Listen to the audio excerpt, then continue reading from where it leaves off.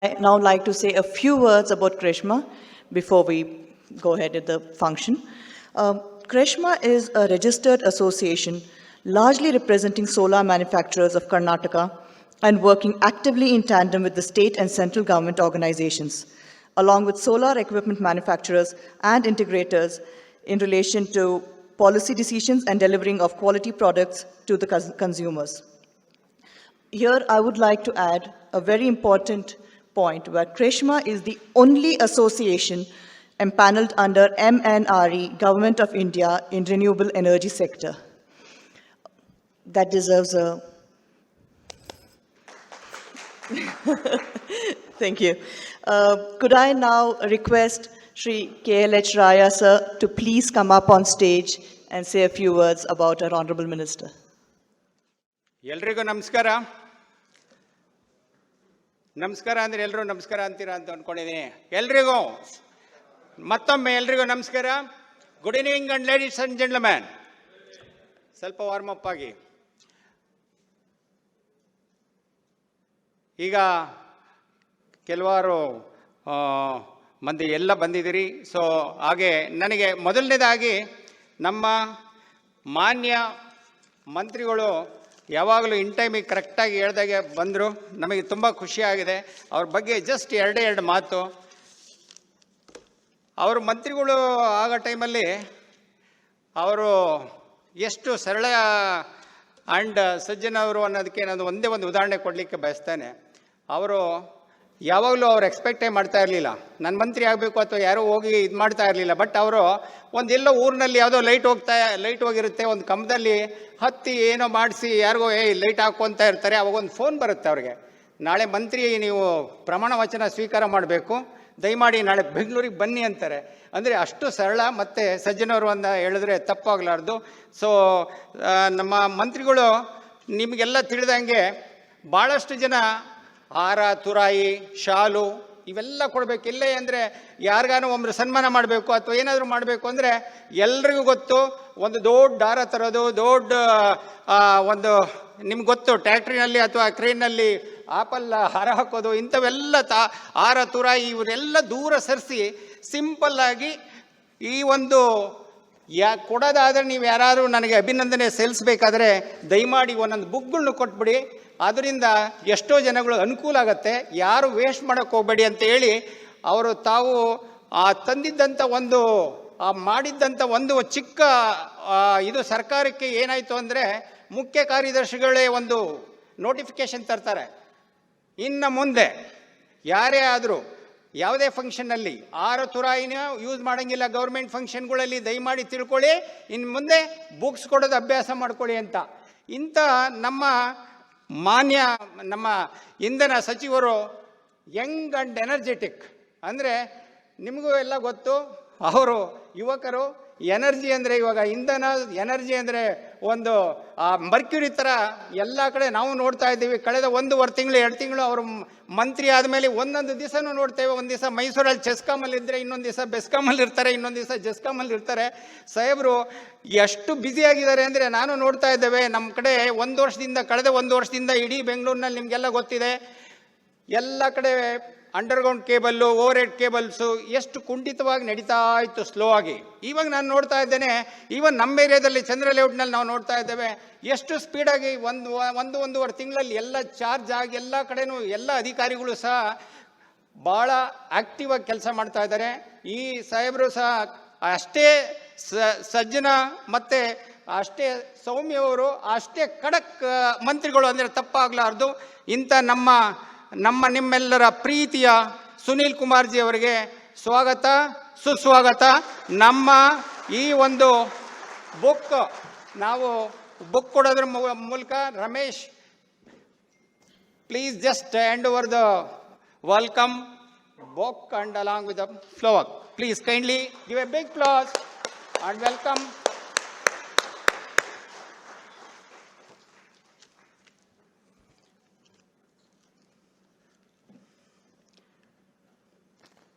ರಾಮಾಯಣ ದರ್ಶನಂ ಎಲ್ಲ ಬುಕ್ಗಳು ಸಾಹೇಬರು ಈಗಾಗಲೇ ಎಷ್ಟೋ ಲೈಬ್ರರಿಗಳನ್ನ ತುಂಬಿಸಿದ್ದಾರೆ. ಹಾಗೆ ಭಾಳಷ್ಟು ಲೈಬ್ರರಿಗಳು ಹೀಗೆ ತುಂಬ್ತಾ ಇರಲಿ ಅಂತೇಳಿ ಹೇಳ್ತಾ ಕಾರ್ಯಕ್ರಮ ಮುಂದುವರ್ಸೋಣ. ಹಾಗೆ ಈಗ ಇನ್ನು ಕೆಲವೇ ನಿಮಿಷಗಳಲ್ಲಿ ನಮ್ಮ ಅಡಿಷನಲ್ ಚೀಫ್ ಸೆಕ್ರೆಟರಿಗಳು ಬರ್ತಾರೆ. ಅದಾದ ನಂತರ ಈಗ ನಮ್ಮ ಕ್ರೀಡಲ್ MD ಮಿಸ್ಟರ್ ರುದ್ರಪ್ಪಯ್ಯ ಅವರು ಸಹ ಬಂದಿದ್ದಾರೆ. ಸರ್ ದಯಮಾಡಿ ಬರಬೇಕು. ನಮ್ಮ executive committee member mister Deshpal, please just ಸಾಹೇಬರಿಗೆ ಸ್ವಾಗತ ಬಯಸ್ತಾ ಬೊಕ್ಕಾಗೆ ಪ್ಲೀಸ್ ಕಮ್.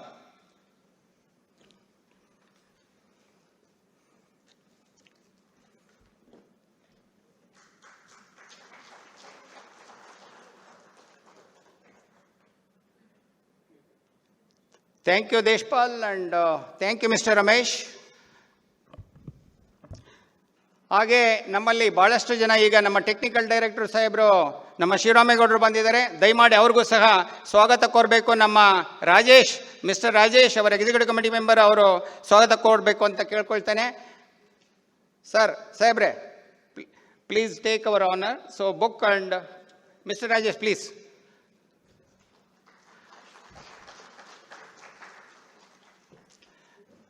ಹಾಗೆ ನಮ್ಮ ಜನರಲ್ ಮ್ಯಾನೇಜರ್ ಬಂದಿದ್ದಾರೆ. ಸೊ ಮಿಸ್ಟರ್ ಕೃಷ್ಣ ಪ್ರಸಾದ್ ಯಾವಾಗಲೂ ಭಾಳ ಆ್ಯಕ್ಟಿವ್ ಆಗಿರ್ತಾರೆ. ಭಾಳ ಟೆಕ್ನಿಕಲ್ ಡಿಸ್ಕಷನ್ಸಲ್ಲಿ ಭಾಳ ಆ್ಯಕ್ಟಿವ್ ಆಗಿ ನಮ್ಮಲ್ಲಿ ಎಲ್ಲ ಕಡೆಯೂ ಭಾಗವಹಿಸ್ತಾರೆ. ಅವ್ರಿಗೂ ಸಹ ಸ್ವಾಗತ ಕೋರ್ತಾ ದಯಮಾಡಿ mister Gowdaiah please come and hand over. Mean while ನಮ್ಮ ACS ಸಾಹೇಬರು ಬರ್ತಾ ಇದ್ದಾರೆ. ಇನ್ನು 5 ನಿಮಿಷದಲ್ಲಿ ಬೆಸ್ಕಾಂ MD ಬರ್ತಾರೆ. ನಂತರ ಹಾಗೆ ಕಾರ್ಯಕ್ರಮ ಮುಂದುವರಿತಾ ಇರುತ್ತೆ. ದಯಮಾಡಿ keep your mobiles in silent mode. Thank you sir. ಹಾಗೆ ಭಾಳಷ್ಟು ಜನ ಇಲ್ಲಿ ಬಂದಿದ್ದೀರಿ. ಸೊ ನಿಮಗೆಲ್ಲ ಮತ್ತೊಮ್ಮೆ ಈ ಶುಭ ಸಂಜೆ ನಿಮಗೆಲ್ಲ ಸ್ವಾಗತ ಕೋರ್ತಾ ಕಾರ್ಯಕ್ರಮ ಮುಂದುವರ್ಸೋಣ. ಜೋರು ಚಪ್ಪಾಳೆ ಮುಖಾಂತರ ವೆಲ್ಕಮ್. Thank you. ಹಾಗೆ ನಮ್ಮ ಹಿಂದಗಡೆ ಬ್ಯಾಕ್ ಸೀಟ್ಗೆ ಹೋಗಿದ್ದಾರೆ ನಮ್ಮ ಕೋಕಿಲಾ ಮೇಡಮ್, ಶ್ರೀಮತಿ ಕೋಕಿಲಾ ಅವರು ನಮ್ಮ NSIC MSMEಗೆ head of the MSME and NSIC ಅಂದರೆ ಇವತ್ತಿನ ದಿವಸ SC/ST ಹಬ್ ಇದಕ್ಕೆ HOD ಆಗಿದ್ದಾರೆ, ಹೆಡ್ ಆಫ್ ದ ಡಿಪಾರ್ಟ್ಮೆಂಟ್ ಆಗಿದ್ದಾರೆ. ದಯಮಾಡಿ ಅವ್ರ ಮೇಲ್ಗಡೆ ಸ್ವಲ್ಪ ನೀವು ಎದ್ದು ನಿಂತ್ಕೊಳ್ಬೇಕು ಮೇಡಮ್. ಆ್ಯಕ್ಚುಲಿ ನೀವು we welcome in the front but you are sitting in the back. So just I am seeing you. Please come in the front. Why don't you come? Shantalaji, please can you just give a handover on a small token of our welcome book to our Kokila madam. Please give a big hand and then welcome Kokila madam. She is very dynamic and of course she used to be representing on many occasions. ಎಲ್ಲ ಕಡೆನೂ even all over India ಅವರು represent ಮಾಡ್ತಾರೆ MSME and NSIC ಪರವಾಗಿ. So thank you madam. So your presence makes lot of difference for us. So thank you once again. Please be seated. ಕಾರ್ಯಕ್ರಮ ಮುಂದುವರಿಯಲಿ. I will hand over to Shantalji. Please go ahead. We have to light the lamp now. Can I please request the minister to light the lamp?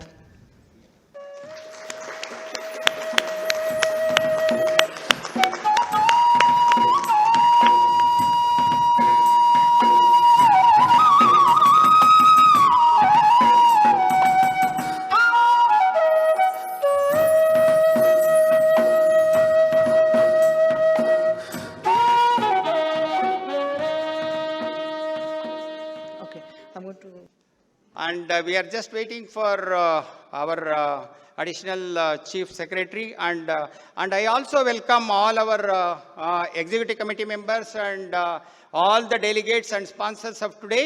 So please once again give a big hand and program will continue. Thank you very much. Thank you, sir.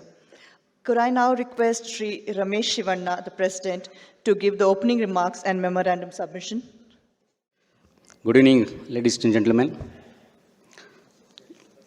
It's my privilege to welcome once again Sri Sunil Kumar, Honorable Minister for Energy, Government of Karnataka, and we are expecting Sri Kumar Naik is already left office, Additional Chief Secretary, and Sri Rajendra Cholan also is on the way. He'll be expected any moment, and Sri Rudrappaya, Managing Director, CRIDL, the members of CRISPMA industry stakeholders, government senior officers present from all BESCOM, CRIDL and Energy Department, press and electronic media.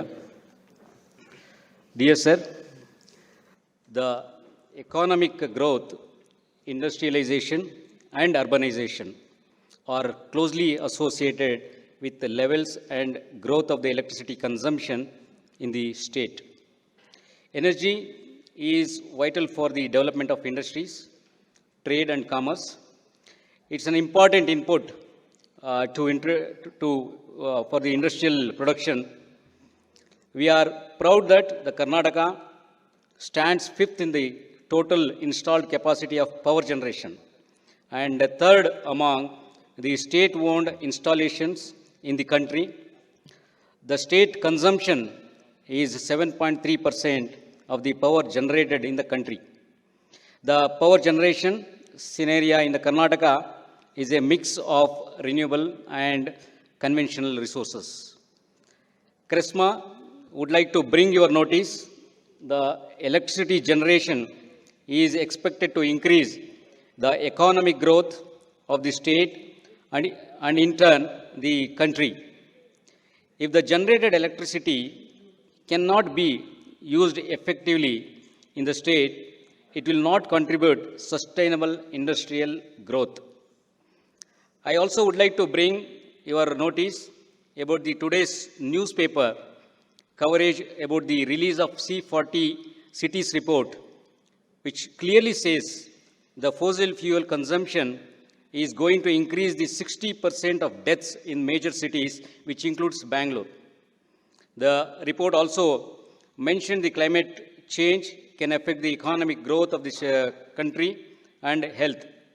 So it is important Karnataka state should explore more renewable energy possibilities without even limiting the only RPO obligations. We have been only talking about we want to meet RPO obligation and we are exceeded RPO obligation. Our state is exceeded RPO obligation, but it's a time to think beyond now. Sir, KRESMA is keen to support the government and improvisation in the policy to increase the renewable energy share in the state consumption. Karnataka was always ahead of any other states in policy making and achieving the RPO obligation in the country. We strongly recommend Karnataka government to set a target of at least 75% renewable energy share in the state grid by 2030. I think we have already seen many of the countries declared to achieve 100% renewable energy in their corresponding countries. Our state, Karnataka, should take a lead as a role model in the country to declare 75% at least by 2030. We will be achieving the renewable energy share in the grid. So now we are coming out with a new policy. We would recommend Honorable Minister, to include this new goal, new vision of achieving 75% RE share in the grid. This 75% RE share vision may going to bring down the energy cost in the state, which in turn help the economic growth. It creates a business opportunities for many of our members, stakeholders in this industry, huge employment opportunity in the state. Sir, Sri Narendra Modi vision of one nation, one grid and one price ambition is promising the uniform pricing, efficiency and renewable energy integration. Now, the vision has been further enhanced by International Solar Alliance, which was again founded by Sri Narendra Modi. One sun, one world, one grid. This opens up the bigger opportunity for the country to become green grid and supply the power to the other part of the world. The opportunities are very big in this sector. KRESMA represents all the developers, manufacturers, traders, integrators, service providers, contractors and consultants in the renewable energy space in the state. KRESMA would like to place a few recommendations and challenges faced by the stakeholders today. To mention one, sir, it is excited to know the solar energy power generation is growing and also bringing down the energy cost, but unfortunate to know that 70% of the supply chain, 70% of the supply chain in this industry is dependent on the import. It is high time new RE policy should provide encouragement for the major cell manufacturing facility and promoted by providing considerable incentive so that we can compete with the import, especially China import. Sir, already I just mentioned you about that the 80% of the supply chain, we are depending on imports, especially China. That we need to address immediately. So we are climbing here, we are trying to achieve the bigger goals, but with having 80% again, the supply chain depending on our foreign currency going to another country, it doesn't make any sense for the Atmanirbhar which we have announced in the country. We are going to submit the recommendation and the same will be taken up during the QA session at the end. With this, I would like to invite our colleague, Shri Surendra Kumar, committee member, to mention few remarks on the solar thermal sector. He is an expert in that sector. With this, I thank all of you. Thank you. ವೇದಿಕೆಯ ಮೇಲಿರುವ ಮಾನ್ಯ ಇಂಧನ ಮಂತ್ರಿ ಶ್ರೀಯುತ ಸುನೀಲ್ ಕುಮಾರ್ ಅವರೇ ಹಾಗೂ ಕೆರಡೆಲ್ಲ managing director ಪಯ್ಯರ್ ಅವರೇ, ನಾನು ಸಂದರ್ಭದಲ್ಲಿ solar water heater, solar thermal wing ಪರವಾಗಿ ಕೆಲವೊಂದು ಸಬ್ಮಿಷನ್ಸ್ಗಳನ್ನು ಮಾನ್ಯ ಮಂತ್ರಿಗಳಿಗೆ ಅವಗಾಹನೆಗೆ ತರಲು ಇಚ್ಛಿಸುತ್ತೇನೆ. ಇಂದು ಭಾರತದಲ್ಲೇ ಅತಿ ಹೆಚ್ಚು ಸೋಲಾರ್ ವಾಟರ್ ಹೀಟರ್ಗಳನ್ನು ಇನ್ಸ್ಟಾಲ್ ಮಾಡಿರುವಂತಹ ಕೀರ್ತಿ ಕರ್ನಾಟಕ ರಾಜ್ಯಕ್ಕೆ ಸಲ್ಲಿಸುತ್ತೆ, ಅದು ಬೆಂಗಳೂರು ನಗರಕ್ಕೆ ಸಲ್ಲಿಸುತ್ತೆ. ಈ ಒಂದು solar water heater capital Bengaluru ಅಂತ ಹೇಳಿದ್ರೆ ತಪ್ಪಾಗಲಾರದು. ಬಟ್ ಈ ಒಂದು ಸಾಧನೆಯ ಹಿಂದೆ ಒಂದು ಸಣ್ಣ ಯಶೋಗಾಥೆ ಇದೆ. 2007 ಮತ್ತು 2008ರಲ್ಲಿ ಕರ್ನಾಟಕಾದ್ಯಂತ ಕತ್ತಲಲ್ಲಿತ್ತು. ಪವರ್ ಕ್ರೈಸಿಸ್, ಪವರ್ ಕಟ್, ಬೆಳಗ್ಗೆ 2 ಗಂಟೆ, ರಾತ್ರಿ 2 ಗಂಟೆ, ಹಳ್ಳಿಗಳಲ್ಲಿ 6 ಗಂಟೆ ಪವರ್ ಕಟ್ ಆಗ್ತಾಯಿತ್ತು. ಆ ಒಂದು ಸಂದರ್ಭದಲ್ಲಿ ಅಂದಿನ ಭಾಜಪ ಸರ್ಕಾರದ ಮಾನ್ಯ ಇಂಧನ ಮಂತ್ರಿಗಳಾದ ಈಶ್ವರಪ್ಪನವರು ಇದೇ ರೀತಿಯ ಒಂದು ಸ್ಟೇಕ್ ಹೋಲ್ಡರ್ ಮೀಟಿಂಗ್ನ ಸಜೆಷನ್ಸ್ ಕರೆದಿದ್ದರು. Solar water heater, solar PV segment, wind ಎಲ್ಲ ಸೆಗ್ಮೆಂಟ್ಸ್ಗಳಲ್ಲೂ ಸಹಿತ ಬಂದಿದ್ದರು. ಅವರ ಸಲಹೆ ಸೂಚನೆಗಳನ್ನು ಕೇಳಿದ್ರು. ಆ ಒಂದು ಸಂದರ್ಭದಲ್ಲಿ ನಮ್ಮ ಅಸೋಸಿಯೇಷನ್ ಒಂದು ಸಣ್ಣ ಸಲಹೆಯನ್ನು ಕೊಟ್ಟಿವಿ. ಅದು ಒಂದು ಇವತ್ತಿನ ಮಾತ್ರ ಕ್ರಾಂತಿ ಬದಲಾವಣೆ ಸೋಲಾರ್ ವಾಟರ್ ಹೀಟರ್ ಕ್ಷೇತ್ರದಲ್ಲಿ ಆಗೋದಕ್ಕೆ ಕಾರಣೀಭೂತರಾಯಿತು. ಸೋಲಾರ್ ವಾಟರ್ ಹೀಟರ್ ಪ್ರತಿಯೊಂದು ಹೊಸ ಮನೆ ಕನ್ಸ್ಟ್ರಕ್ಷನ್ ಆಗಬೇಕಾದ್ರೆ ಅದಕ್ಕಿಂತ ಮುಂಚಿತವಾಗಿ ಸೋಲಾರ್ ವಾಟರ್ ಹೀಟರ್ ಹಾಕಿಕೊಂಡ್ರೆ ಪವರ್ ಕನೆಕ್ಷನ್ ಕೊಡ್ತೀವಿ ಅನ್ನೋ ಒಂದು ಮ್ಯಾಂಡೇಟರಿ ಕ್ಲಾಸ್ ಇಂಪ್ಲಿಮೆಂಟ್ ಮಾಡೋದಕ್ಕೆ ಆ ಒಂದು ಸಣ್ಣ ಸಲಹೆ ಕಾರಣವಾಯಿತು. ಕಾರಣ ಹೇಗೆ ಅಂದರೆ, ಒಂದು ಸೋಲಾರ್ ವಾಟರ್ ಹೀಟರ್ ಒಂದು ಮನೆಯಲ್ಲಿ ರಿಪ್ಲೇಸ್ಮೆಂಟ್ ಆಫ್ ಎಲೆಕ್ಟ್ರಿಕಲ್ ಗೀಸರ್ಸ್ ಅಂತ ಹೇಳಿದ್ರೆ 40% ವಿದ್ಯುತ್ ಉಳಿತಾಯ ಆಗುತ್ತೆ. ಅಂದರೆ ಒಂದು ಮನೆಯಲ್ಲಿ 3 ಕಿಲೋವ್ಯಾಟ್ 4 ಕಿಲೋವ್ಯಾಟ್ ಪವರ್ ಸ್ಯಾಂಕ್ಷನ್ ಇದ್ದರೆ 2 kilowatt electrical consumption, they will consumption more electricity. ಅದು ಮಾರ್ನಿಂಗ್ ಪೀಕ್ ಡಿಮ್ಯಾಂಡ್ ಲೋಡನ್ನು ಕಡಿಮೆ ಮಾಡುತ್ತೆ. ಅಂದಿನ ದಿನಗಳಲ್ಲಿ ಏನಾಗ್ತಾ ಇತ್ತು ಅಂತ ಹೇಳಿದ್ರೆ, ಮಾರ್ನಿಂಗ್ ಪ್ರತಿಯೊಬ್ಬರು ಎಲೆಕ್ಟ್ರಿಕಲ್ ಗೀಸರ್ಸ್ ಆನ್ ಮಾಡ್ತಾಯಿದ್ರು, ಬಟ್ ಪೀಕ್ ಡಿಮ್ಯಾಂಡ್ ಲೋಡಿಂದ ವೋಲ್ಟೇಜ್ ಡ್ರಾಪ್ ಆಗ್ತಾಯಿತ್ತು. ಅದಕ್ಕೆ ಅಂದು ಆಲ್ರೆಡಿ ಬಿಲ್ಡಿಂಗ್ ಬಾಯ್ಲಾಸ್ ಇತ್ತು. ಎಲ್ಲ ಹೊಸ ಮನೆಗಳಲ್ಲಿ ಸೋಲಾರ್ ವಾಟರ್ ಹೀಟರ್ ಇನ್ಸ್ಟಾಲ್ ಮಾಡಬೇಕು ಅಂತ ಬಿಲ್ಡಿಂಗ್ ಬಾಯ್ಲಾಸ್ ಇತ್ತು, ಆದರೆ ಅದು ಇಂಪ್ಲಿಮೆಂಟ್ ಆಗ್ತಾ ಇರಲಿಲ್ಲ. ಆ ಸಂದರ್ಭದಲ್ಲಿ ನಮ್ಮ ಅಸೋಸಿಯೇಷನಿಂದ ಕೊಟ್ಟಂಥ ಒಂದು ಸೂಕ್ತ ಸಲಹೆ, ಸರ್, ರೋಟಿ ಕಪಡ ಮಕಾನ್ ಹೇಗೆ ಮನುಷ್ಯನಿಗೆ ಅವಶ್ಯಕತೆಯೋ, ಗಾಳಿ, ವಿದ್ಯುತ್ ಶಕ್ತಿ, ನೀರು ಸಹಿತ ಅಷ್ಟೇ ಅವಶ್ಯಕತೆ ಇದೆ.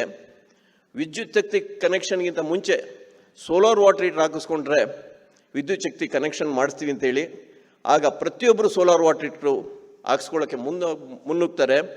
ಹಾಗೂ 40% ವಿದ್ಯುತ್ತನ್ನು ಬೈ ಸೇವಿಂಗ್ಸ್ ಆಫ್ ಎಲೆಕ್ಟ್ರಿಸಿಟಿಯನ್ನು ಸೇವ್ ಮಾಡ್ಬೋದು ಅಂತ ಅಂದಿನ ಮಾನ್ಯ ಮಂತ್ರಿಗಳಾದ ಈಶ್ವರಪ್ಪನವರು ಆ ಒಂದು ದೂರದೃಷ್ಟಿಯಿಂದ ಅವತ್ತು ಮಾಡಿದ ಮ್ಯಾಂಡೇಟ್ರಿ ಇವತ್ತು ಕರ್ನಾಟಕಾದ್ಯಂತ ಎಲ್ಲೆಲ್ಲೂ ಮನೆಗಳಲ್ಲೂ ಸಹಿತ ಸೋಲಾರ್ ರೂಫ್ ಟಾಪಲ್ಲಿ ಸೋಲಾರ್ ವಾಟರ್ ಹೀಟರ್ ಇದೆ. ಇದಕ್ಕೆ ಕಾರಣೀಭೂತರಾದಂತಹ ಅಂದಿನ ಭಾಜಪ ಸರ್ಕಾರ ಮತ್ತು ಈಶ್ವರಪ್ಪ ಅವರಿಗೆ ನಮ್ಮೆಲ್ಲರ ಅಸೋಸಿಯೇಷನ್ ಪರವಾಗಿ ನಾವು ಹೃದಯಪೂರ್ವಕವಾದ ಕೃತಜ್ಞತೆ ಸಲ್ಲಿಸೋದಕ್ಕೆ ಇಚ್ಛೆ ಪಡ್ತೇವೆ. ಇದೇ ರೀತಿ ಈಗಿನ ಪ್ರಸ್ತುತ ಇಂಧನ ಮಂತ್ರಿಗಳಾದ ಶ್ರೀಯುತ ಸುನೀಲ್ ಕುಮಾರ್ ಅವರು ಇವರಾಗಿದ್ದಾರೆ. ಈ ಒಂದು ಆಲ್ರೆಡಿ ಕೆಲವೊಂದು ಹೆಜ್ಜೆಗಳನ್ನು ಮುನ್ನಡೆಸ್ತಾ ಇದ್ದಾರೆ.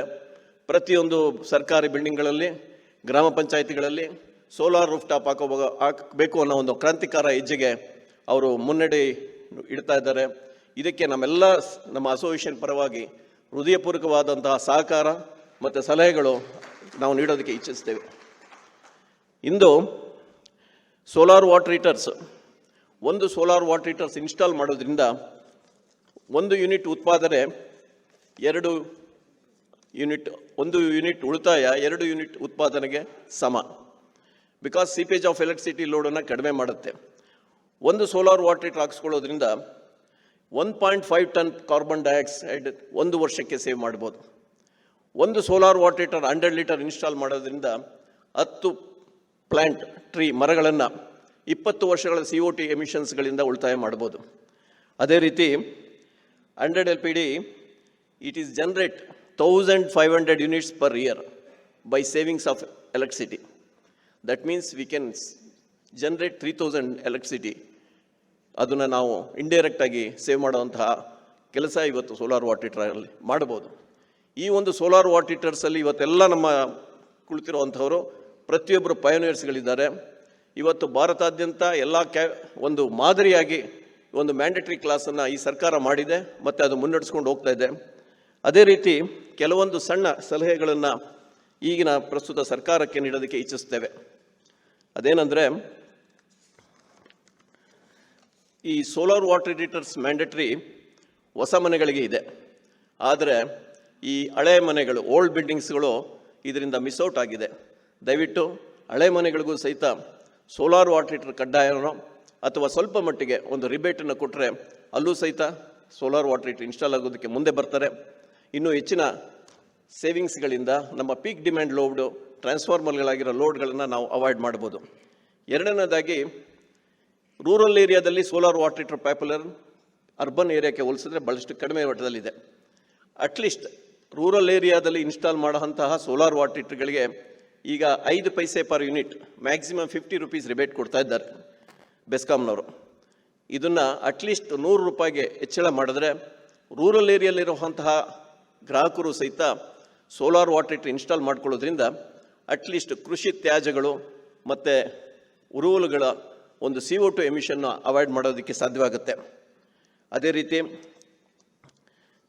ಈ ನಮ್ಮ ಎಲೆಕ್ಟ್ರಿಸಿಟಿ ಬಿಲ್ ಅತಿ ಹೆಚ್ಚಾಗಿ ಕನ್ಸಂಪ್ಷನ್ ಆಗ್ತಾ ಇರೋದು industrial sectors, especially hotels, lodges, nursing homes ಮತ್ತು ದಿ ಟರ್ಬೈನ್ಸ್ಗಳಿಗೆ preheated hot water for solar use ಮಾಡಿ ಅದರಿಂದ ಗಳಿಸುವಂತಹ ಸಾಧ್ಯತೆಗಳಿರುತ್ತೆ.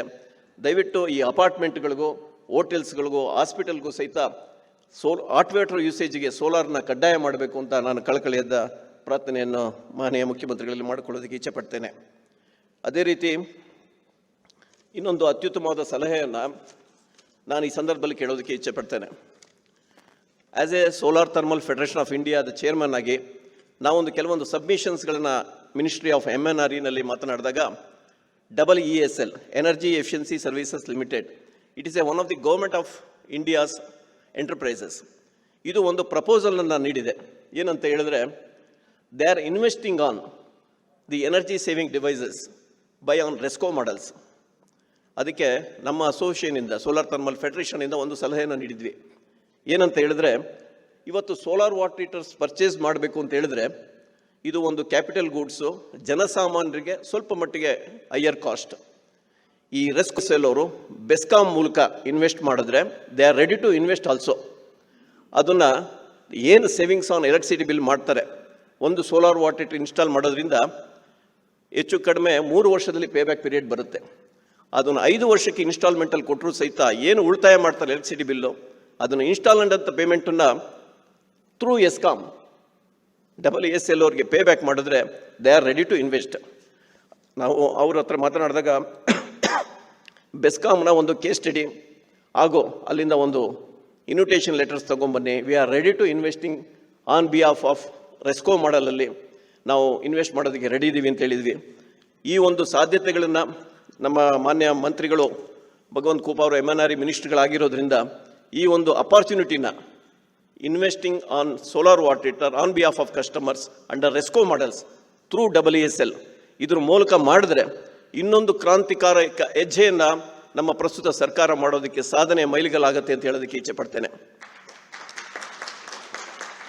ಈ WSL ಜೊತೆ ಮತ್ತು ಕೇಂದ್ರ ಸರ್ಕಾರಗಳ ಜೊತೆ ನಾವು ಕೊಂಡಿಯಾಗಿ ಬ್ರಿಡ್ಜ್ ಆಗಿ ತಮ್ಮ ಸರ್ಕಾರಕ್ಕೆ ಮತ್ತು ಚೀಫ್ ಸೆಕ್ರೆಟರಿಗಳ ಮಾತುಕತೆಗೆ ಅವಕಾಶ ಕೊಟ್ಟರೆ ಅದೊಂದು ಪ್ಲ್ಯಾಟ್ಫಾರ್ಮನ್ನು ಕಲ್ಪಿಸ್ಕೊಳ್ಳೋದಕ್ಕೆ ಪ್ರಯತ್ನ ಮಾಡ್ತೀವಿ. ಈ ಒಂದು ಅವಕಾಶಕ್ಕೆ ದಯವಿಟ್ಟು ಅವಕಾಶ ಮಾಡಿಕೊಡಿ ಅಂತ ತಮ್ಮಲ್ಲಿ ಸವಿನಯ ಪ್ರಾರ್ಥನೆ.